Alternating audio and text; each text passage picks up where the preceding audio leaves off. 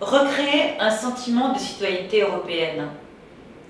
C'est certainement, au-delà des défis à l'égard de la mondialisation, donc des défis plutôt d'ordre économique, le vrai défi politique de l'Europe aujourd'hui. Et dans les 5 ans à venir, si on n'a pas bougé là-dessus, le phénomène de l'Europe va se déliter. Recréer la citoyenneté européenne, c'est éduquer à l'Europe, c'est communiquer autrement sur l'Europe, c'est expliquer l'Europe. J'ai travaillé très particulièrement sur cette question-là parce que j'y suis très sensible et que je pense que on peut, comme on a un sentiment de citoyenneté nationale, ou parfois régionale, les Bretons, les Corses, créer progressivement ce sentiment d'affectio societatis européen en Allemagne, en Suède et en France, et c'est ce que je vais vous expliquer maintenant. Recréer la citoyenneté européenne. Mais ça n'a pas de sens, vous diront les juristes ou les spécialistes de l'Europe, la citoyenneté européenne existe. Et c'est vrai que le citoyen européen a des droits en plus de sa citoyenneté nationale, des droits politiques, celui de voter aux municipales et de participer à des listes municipales en étant allemand et en résidant à Paris, celui d'élire au suffrage universel direct ses députés européens, celui d'être sur des listes. Quand on est grec et qu'on vit en France, on peut être sur une liste pour les européennes. Le droit de pétition auprès du Parlement européen. Le recours au médiateur lorsque la Commission européenne n'a pas, selon le citoyen, respecté ses droits. Des recours juridiques sur lesquels nous reviendrons dans une autre partie. La protection consulaire partout dans le monde, bien sûr pour la France qui a des consulats pour le moment partout dans le monde, ça n'est pas très parlant, mais vous imaginez que Malte, qui est un micro-État, a un consulat partout dans le monde? Pas du tout. Or, un Maltais qui va se promener au fin fond de l'Afrique, eh bien, s'il a un problème, il pourra demander l'aide du consulat français ou du consulat britannique. Ça, ce sont les droits politiques.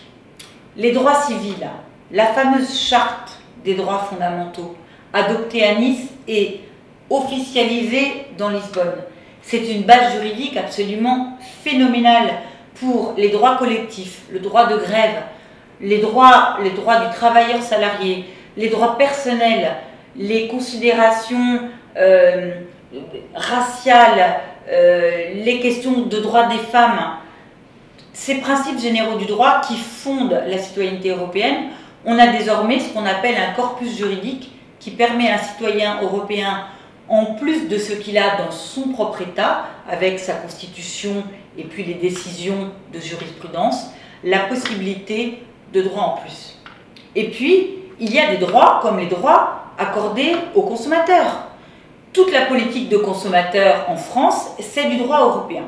Donc ça, ce sont des acquis.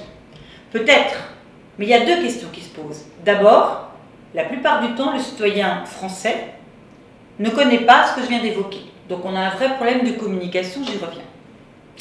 Ensuite, et c'est là que le bas blesse, et ça va prendre du temps, parce qu'il faut défaire 20 ans de communication totalement schizophrène de nos gouvernants, tous partis confondus, et de nos élus à tous les niveaux, sur l'Europe bouc émissaire, l'affectio societatis, autrement dit, le sentiment d'attachement à l'Europe n'existe que très peu, un peu comme si un citoyen avait un sentiment naturel attaché à son État, où il va se retrouver dans une culture à laquelle il adhère, parce qu'il y a un passé, parce qu'il y a une histoire, parce qu'il y a une communauté, et ne pas arriver à se projeter dans une échelle supérieure, sans lui enlever, bien évidemment, cette citoyenneté européenne, cette citoyenneté nationale ou locale, les Bretons, les Corses,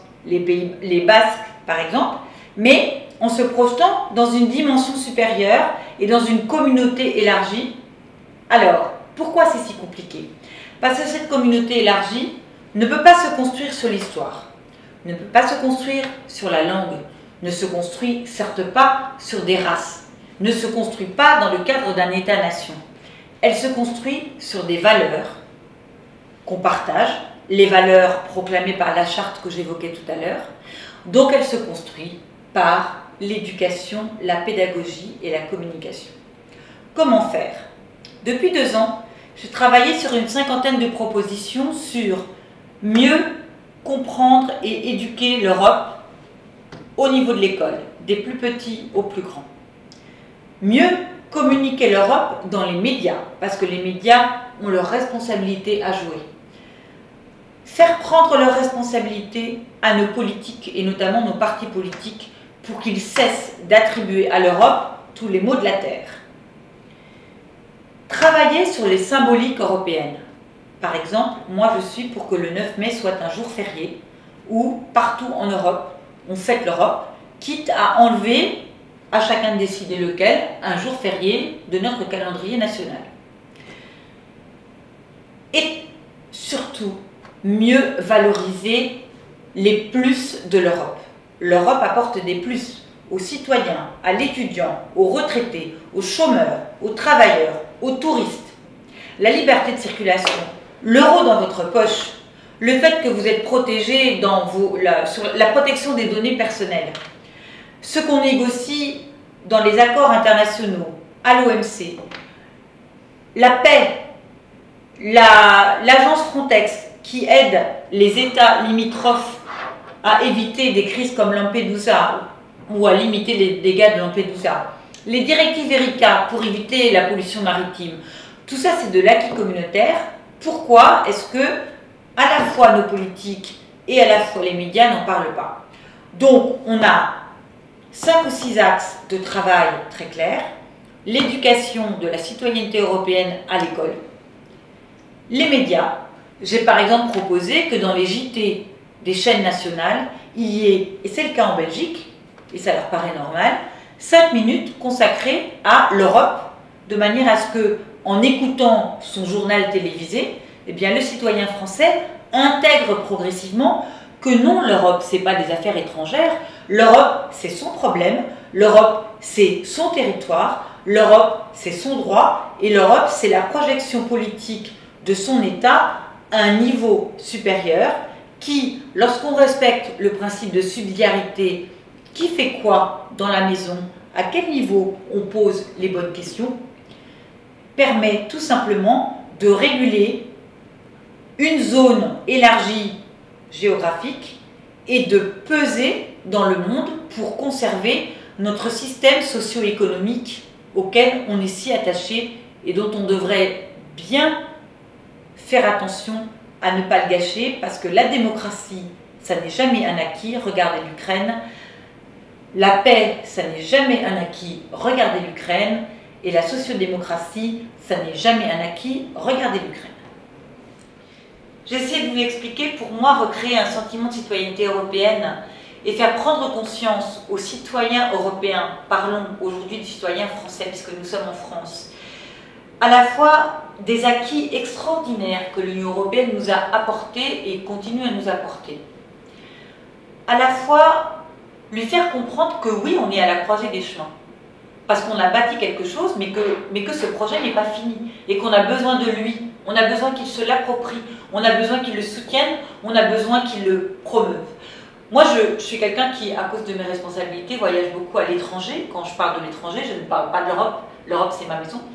Et à l'étranger, vous ne pouvez pas imaginer comment, surtout en ces périodes de démocratie très malmenée, de bouleversement de droits de l'homme, de guerre civile, l'Europe est identifiée comme un modèle porteur d'espoir, porteur d'humanisme, porteur de paix.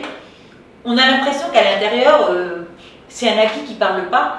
Moi, je me dis qu'on doit en être fier, qu'on doit se l'approprier et que chacun doit jouer son rôle. Le citoyen doit essayer de comprendre, les médias doivent faire comprendre, les éducateurs doivent éduquer et les politiques doivent prendre leurs responsabilités et arrêter leur jeu schizophrène entre Bruxelles, je fais quelque chose, je prends le Thalys et je raconte autre chose à Paris. Ce que j'ai vu bien souvent, mais je ne citerai aucun nom.